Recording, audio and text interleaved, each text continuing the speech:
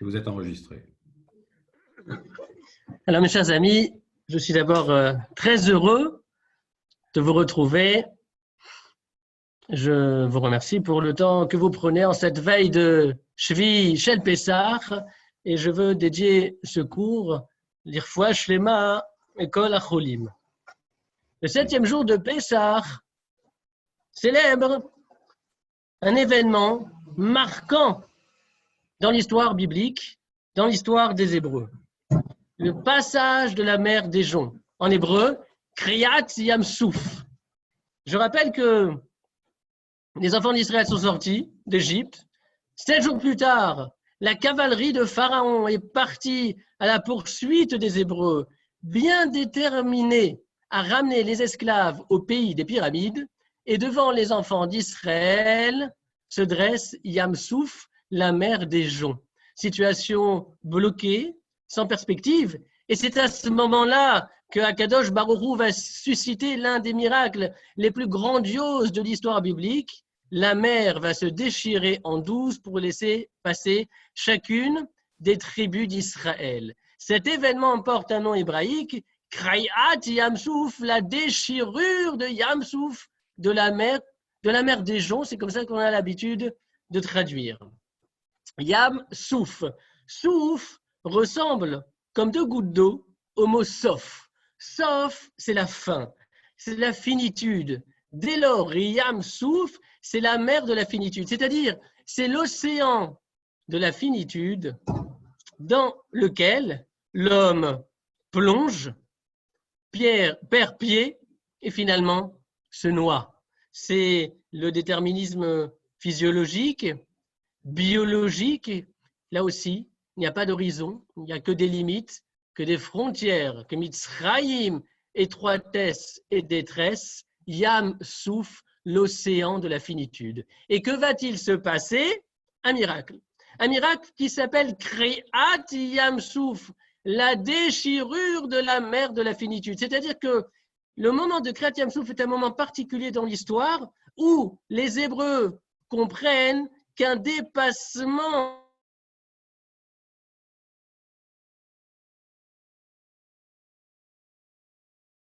de la condition humaine est possible parce qu'il y a eu révélation de Dieu. Dans l'histoire biblique, il y a eu plusieurs révélations collectives. Vous avez le soir de la sortie d'Égypte, vous avez Matan Torah sur le mont Sinaï, et vous avez également Kriyat Yam-Souf. Et la révélation de Dieu, au moment du passage de la mer des Joncs,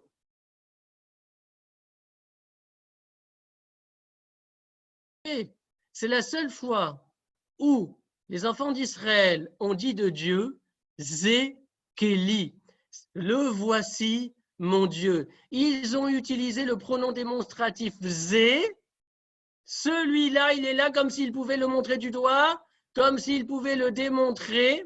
Kriyat Yam-Souf, la déchirure de la mer, de la finitude, déchirure du déterminisme physique, biologique.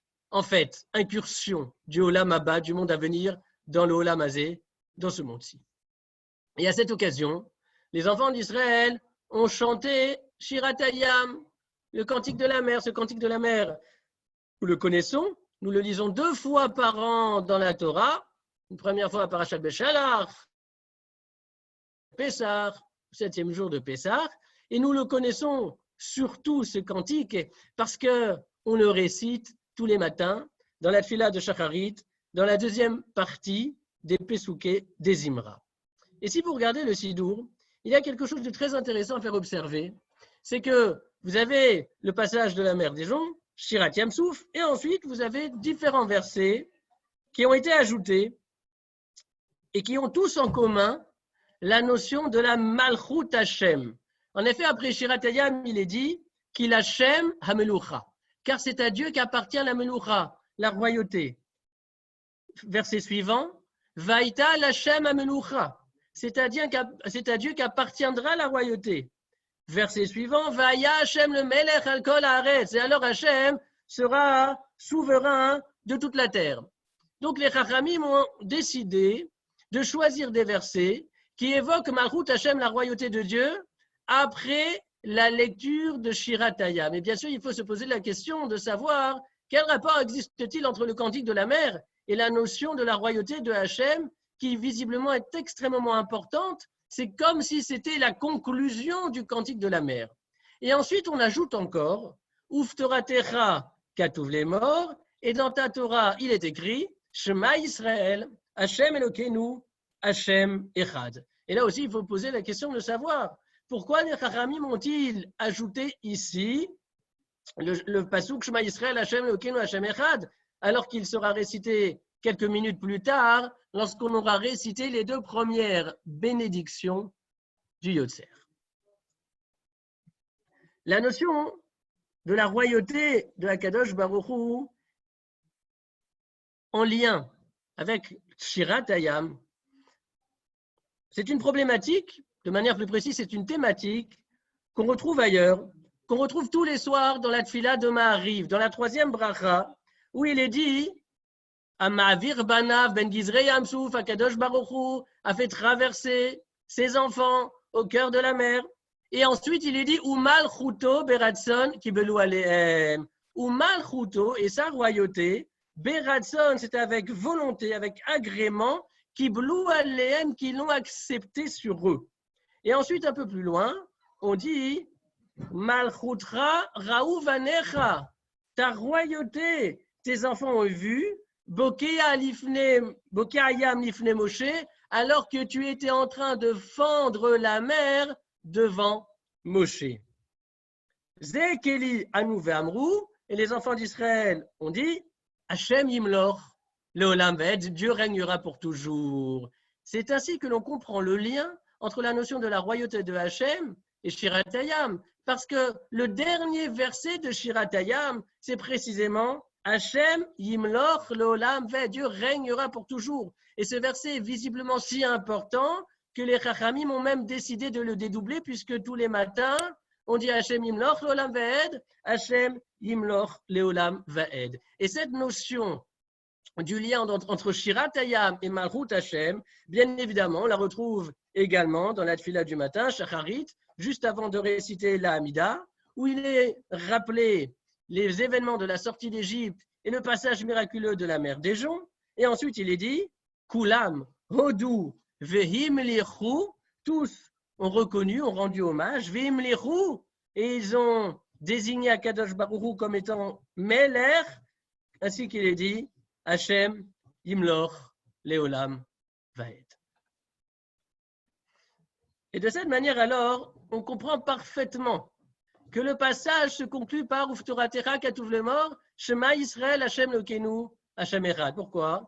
Parce qu'à chaque fois qu'on récite ce verset, on accède sur l'autre personne Ol Malchut Shamayim, le joug de la royauté céleste, c'est-à-dire l'acceptation de l'existence d'une autorité qui nous dépasse, d'une autorité suprême. On l'a compris. En fait, le passage de la mer des Joncs a été un moment éminemment important dans l'élaboration de la relation entre les enfants d'Israël et Akadosh Baruch Hu. À ce moment-là, peut-être pour la première fois, de manière claire et explicite, les enfants d'Israël disent à Hachem, Ata Melech Haolam, tu es le Melech Haolam, tu es le roi du monde. Et le verset Shema Israël, Hashem Elokeinu, Hashem Echad, que nous récitons plusieurs fois par jour, c'est Kabbalat ol Malchut Shamayim. C'est une idée qu'on retrouve à l'occasion de Rosh Hashanah. Vous savez que dans le Moussaf de Rosh Hashanah, on doit dire les Malchouyot. Les Malchouyot, ce sont 10 versets qui parlent de la royauté de Dieu. Et les 9 premiers versets mentionnent la Meloucha, la royauté de Dieu en termes explicites. Le dernier verset, c'est Shema Israël, Hashem Elokeinu, Hashem Echad. Dans ce verset, il n'est pas question de Hashem en tant que Meler, mais c'est la quintessence de son expression, la quintessence de sa signification. Shema Israël, Hashem Elokeinu, Hashem Echad, c'est le verset qui conclut les Malchouyot. Et de cette manière, on comprend que le fait d'accepter de nouveau sur sa personne l'autorité de Hashem, au moment où on est en train de rappeler le récit de Kriyat Yamsouf, c'est en fait une préparation, une hachana au Shema Israël, Hashem Elokeinu, Hashem Echad, qui sera prononcé un peu plus. Là, on accomplira précisément la mitzvah de lire le Shema Israël.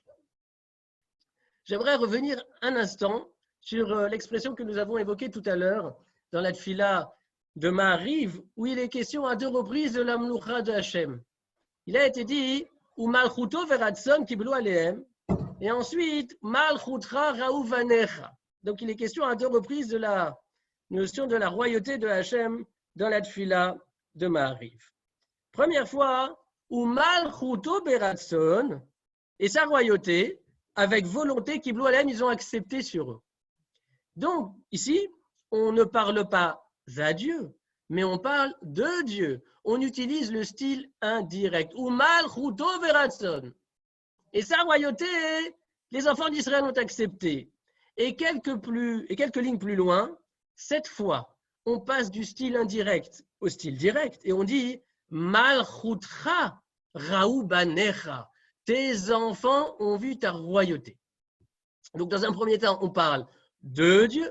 Dans un deuxième temps, on parle à Dieu. Transition du style indirect au style direct. Et ce passage d'un style à l'autre, en fait, on le retrouve très souvent, à chaque fois qu'on récite une beracha, une bénédiction, à chaque fois qu'on lit un psaume, à chaque fois qu'on récite une fila, il y a toujours ce passage du style direct au style indirect qui exprime comme la complexité de la relation qui existe entre l'être humain et Dieu, à savoir que Dieu est infiniment lointain et on ne peut pas lui parler directement, on ne peut parler que de Dieu ou Malchuto beratson, et en même temps, Hachem est profondément, infiniment proche, il est là avec sa présence permanente, constante, et là, on peut lui parler, on lui parle à la deuxième personne, on utilise même le tutoiement, ou Malchutra, tes enfants ont vu.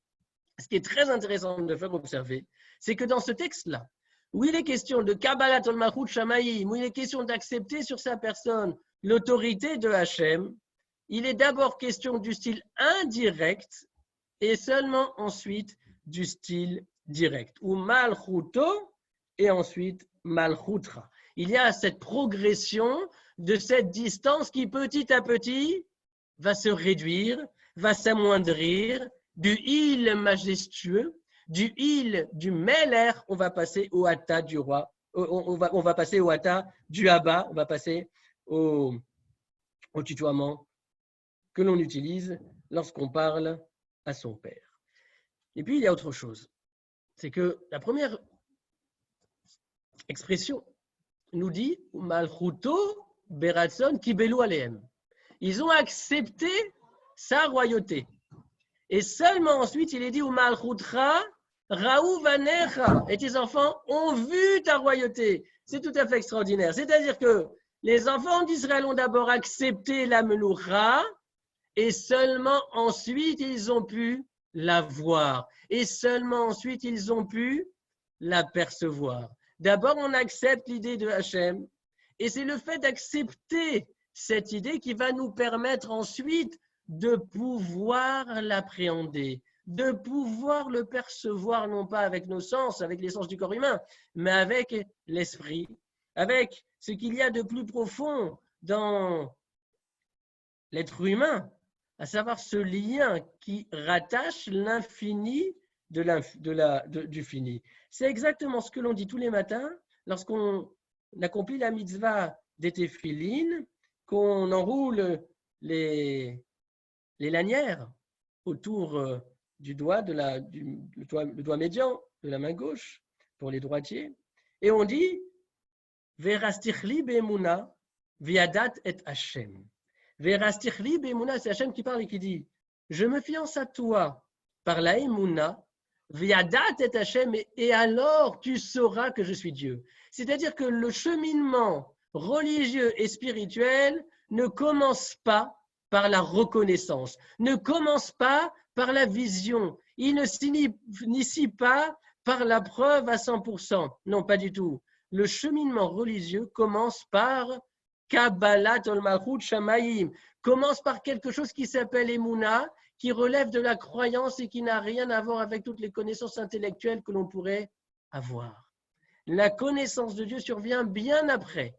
Ce n'est pas quelque chose qui constitue la base, le socle du cheminement spirituel. Ou Malchuto beratson kibelu alehem, d'abord accepter le principe de la Kabbalah et c'est ce qui permet précisément de lire la suite et de le vivre au plus profond de soi, à savoir Malchut Rara Uvanecha, cette chance extraordinaire que de pouvoir de ses propres yeux voir la royauté de Hachem, au point de pouvoir dire Zekeli, mais le voici, celui que je recherchais depuis si longtemps, celui qui pour moi constituait une source de mystère insondable.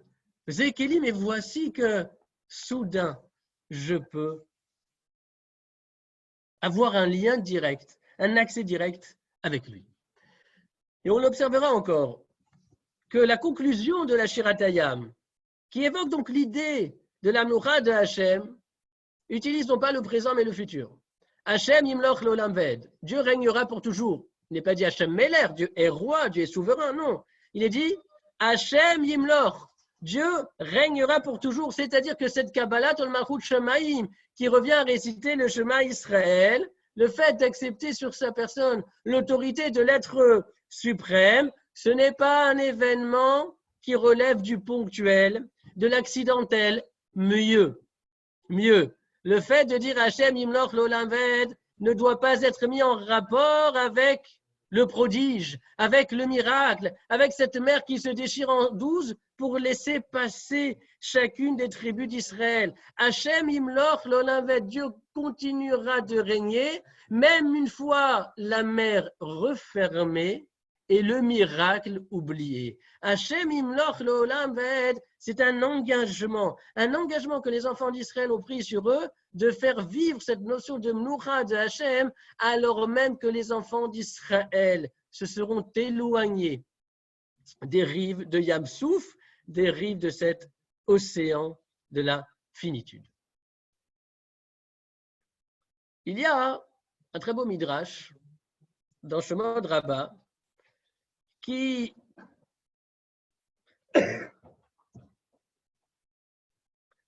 commente un verset des psaumes connu puisque c'est le psaume du vendredi, Hachem Alar Geout Lavesh.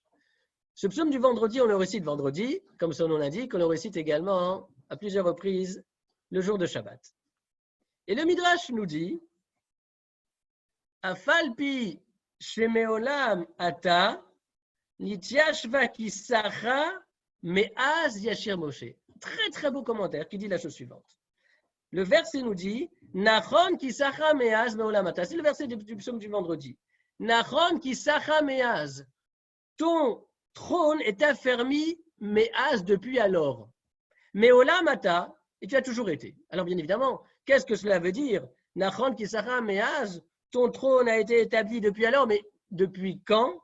Et ensuite on dit Me'olam ata, tu as toujours été. Il y a comme une contradiction dans ce verset.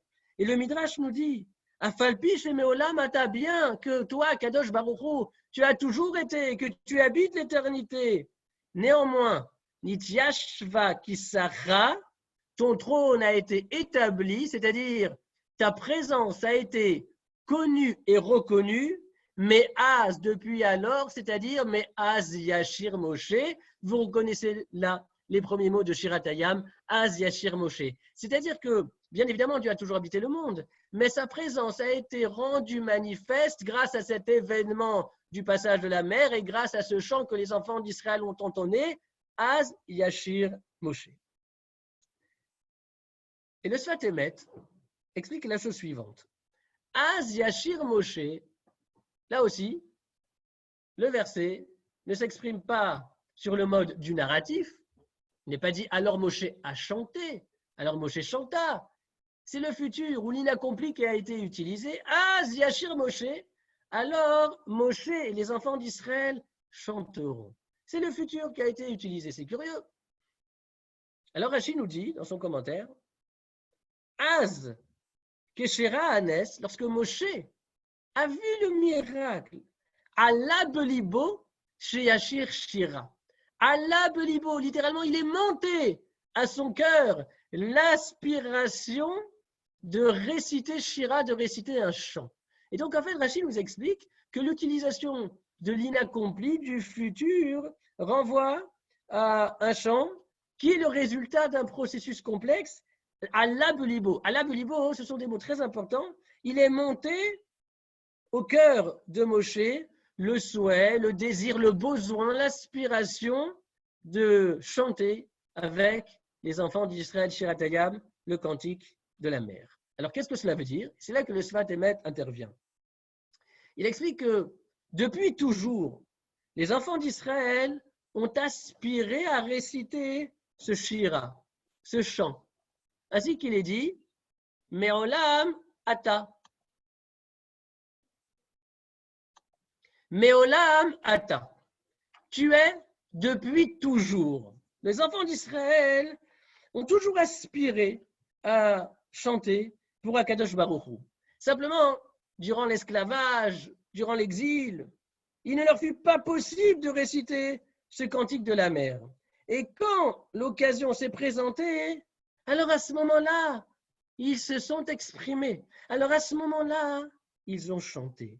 Allah Belibo, ce chant qui se situait dans les profondeurs de la personnalité des enfants d'Israël, ce chant qui habitait les tréfonds du cœur et des âmes, Allah Belibo, enfin ce chant a pu se lever, a pu s'exprimer.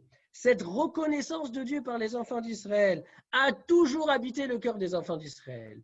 Mais Olam ata, mais Olam, depuis toujours tu étais.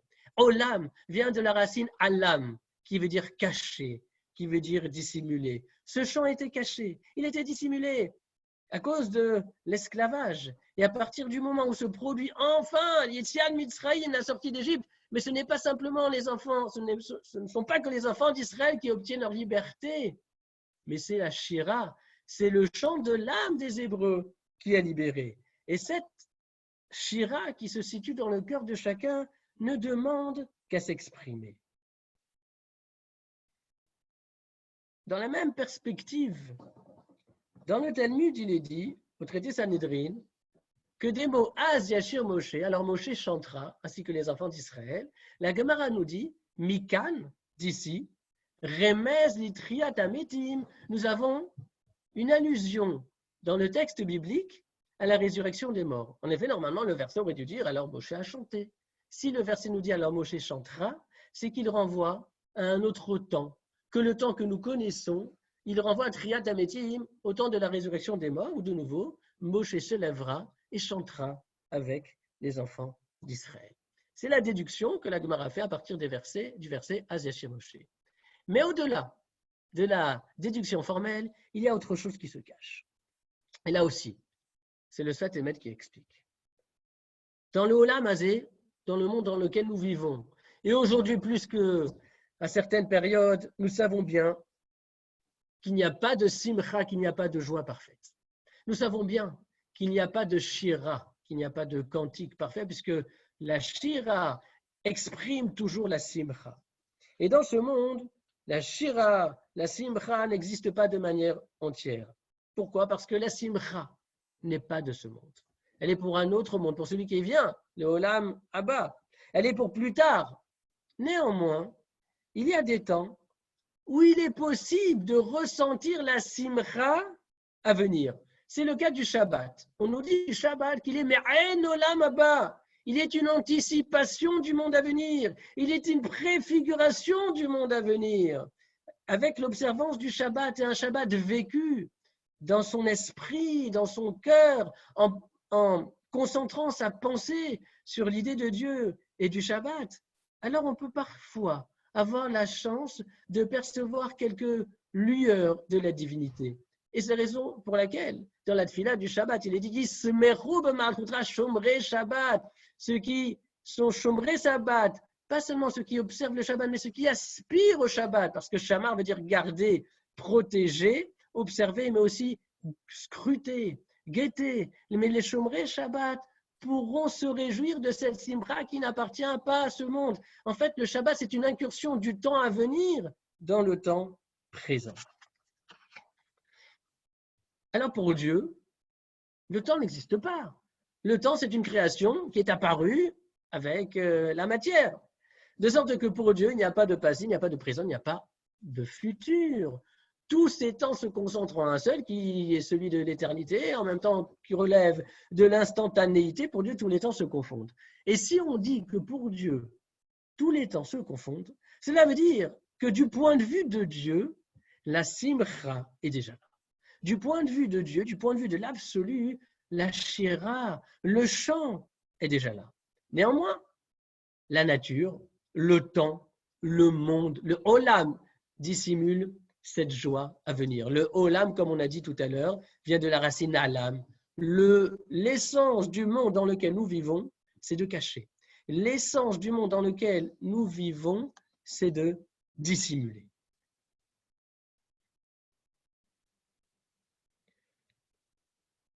Mais précisément, il y a des moments dans la vie où l'âme parvient à se hisser au-delà des lois de la nature. Il y a parfois des moments où l'âme parvient au Olam Haba alors qu'elle est encore dans l'Olam Hazé. Et ce fut le cas pour l'épisode de Kriyat Yam-Souf, pour l'épisode de la mer des joncs. Et c'est pourquoi le Passouk dit Az Yashir Moshe est monté dans le cœur de Moshe la simcha des temps à venir, la shira des temps à venir.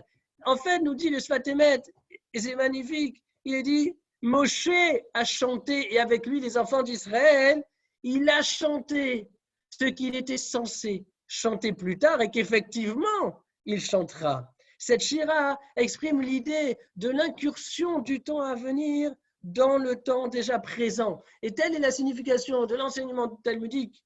Mikan remez itriat amitim. C'est d'ici, c'est-à-dire de ce texte de la shira que nous percevons déjà le mystère de l'événement de la tria, le temps de la tria, le temps de la résurrection des morts, puisque la simcha et la shira des enfants d'Israël chantés au moment de Kriyat Yam-Souf ne sont pas des shirot et des smachot qui appartiennent à ce monde. Dans ce monde, il était impossible de chanter ce que les enfants d'Israël ont chanté. Parce que la shira, nous dit le Sfat Emet, c'est témoigner de la présence de Dieu. Et pour pouvoir en témoigner, eh bien, les enfants d'Israël se sont hissés à un autre niveau que le monde matériel dans lequel nous vivons. Ils se sont hissés tellement spirituellement que la tradition pourra nous dire que ce qu'une simple servante a vu au moment du passage de la mer, même le prophète Ézéchiel ben Bouzi qui a vu les cieux se déchirer devant lui, même lui n'a pas perçu. Zékéliv, rendez-vous compte, ils ont pu montrer Dieu du doigt, le montrer, le démontrer. La quintessence du cantique de la mer, c'est Aïd Edout. Comme le Shema Israël d'ailleurs. Edout, témoignage porté sur Hachem. Cette shira, on l'a dit, ce témoignage habitait le cœur des enfants d'Israël, mais olam, depuis toujours. Mais ce témoignage ne pouvait s'exprimer avant que les événements de la sortie d'Égypte n'adviennent. Et donc, au moment de la sortie d'Égypte, cette aspiration ardente de témoigner sur Dieu et qui constitue l'ossature spirituelle et morale d'Israël, eh bien, c'est à ce moment-là que cette aspiration a pu se manifester. Et c'est sur cet événement-là que le verset des psaumes nous dit Nafshenu, que tzipor nimleta mipach yokshim. Nafshenu, notre nefesh, notre âme, que tzipor nimleta, tel un oiseau, notre âme a pu se sauver, se délivrer, mipach yokshim, du piège des chasseurs. La sortie d'Égypte, c'est comme l'envol d'un oiseau retenu jusque-là par un chasseur, un oiseau qui s'envole vers le ciel, et ainsi les enfants d'Israël ont chanté le ciel. Et c'est la raison pour laquelle David Améler, dans un psaume, le psaume 142, nous dit Hotsia mimasger nafshi, c'est une prière ardente prononcée à l'adresse de Akadosh Baruch Hu. Hotsia fait sortir mimasger de l'enfermement de ce monde et de Mitzraïm, nafshi, mon nefesh, pour que celle-ci puisse enfin s'exprimer, pour que celle-ci puisse enfin chanter, parce que le masger, l'enfermement, c'est-à-dire l'esprit d'enfermement auquel ce monde matériel nous contraint, c'est ça qui nous empêche de chanter pour toi. Et j'aimerais conclure en rapportant un dernier enseignement sur le début de Shirat Hayam, où il est dit Asi Hashem Moshe, Uvni Israël, et Ashira Azot, Hashem les morts, et ensuite il est dit Vayomru les morts, Vayomru, et pour dire. Alors ceci est très curieux, parce que en général, dans la Torah, quand il est dit les morts, cela signifie pour dire Vaïdaber Hashem el Moshe, Moshe, Hashem a parlé à Moshe, les morts, pour que celui-ci dise aux enfants d'Israël. Et ici, dans le verset nous dit Vayomru, et ils ont dit, ouvrez les guillemets, le contenu de Shirat Hayam. Or, ce n'est pas ça qu'il est dit. Il est dit Vayomru les morts. Ils ont dit pour dire. Qu'est-ce que cela veut dire? Et les commentateurs expliquent, c'est très beau, notamment dans la perspective de Pessah, cette fête qui célèbre le lien entre les générations. Il est dit que les enfants d'Israël les enfants d'Israël ont récité ce chant pour que ce chant-là soit sans cesse repris à travers l'histoire. Vayomru, ils l'ont dit, ils l'ont énoncé, les morts pour qu'ils soient de nouveau récités dans l'histoire. Le commentaire du Zohar nous dit, les morts pour que ce texte soit dit au moment des événements, lorsque les Hébreux s'établiront sur la terre promise à leurs ancêtres, lorsque les Juifs habiteront et connaîtront les affres de l'exil, et également lorsque surviendra le temps de la délivrance. Vayomru, ils ont chanté ce chant, les morts pour qu'ils soient transmis, entonnés par toutes les générations suivantes, pour que toutes les autres générations puissent également le chanter. Et de là, nous apprenons quelque chose de très important, c'est que dans la vie religieuse, on a une responsabilité fondamentale vis-à-vis de la génération présente, bien évidemment, mais aussi vis-à-vis de la génération à venir. Lorsqu'on fait les choses, ce n'est pas simplement pour soi qu'on les fait, mais c'est aussi pour construire l'avenir des enfants d'Israël et par là même de l'humanité tout entière. Vayomru les morts, ils ont dit pour que ce texte soit toujours récité de nouveau, c'est la raison pour laquelle tous les jours dans la tfila de Shacharit, on le mentionne. Tout ceci pour nous dire que, à travers l'histoire, la vocation des Hébreux, la vocation de notre peuple est toujours restée la même. Elle doit toujours rester la même, tant dans le fond que dans la forme. Et c'est la raison pour laquelle la tradition, la notion de tradition pour nous est quelque chose de tellement important parce que cela rime avec, pas simplement la survie, mais la vie de notre peuple. Et c'est la raison pour laquelle une tradition qui s'éloignerait de la tradition, ce ne serait déjà plus la tradition. Mes chers amis, que nous puissions avoir la chance, nous aussi, de passer Yamsouf, de passer cet océan de la finitude, de laisser Mitzrayim derrière nous et que nous puissions avoir ce privilège extraordinaire, non seulement de dire, mais de vivre ces mots, Zekeli van Veu, le voici, ce Dieu dans lequel je crois depuis toujours, Meolam Ata, et maintenant je peux avoir accès à sa présence, que nous puissions dire Zekeli van Veu avec les mots et avec le cœur. Chag Sameach à tous, Agit Yontef, Rag Besorot Tovot, Bracha V'Atzlacha, Lekulam, Vekol Tov.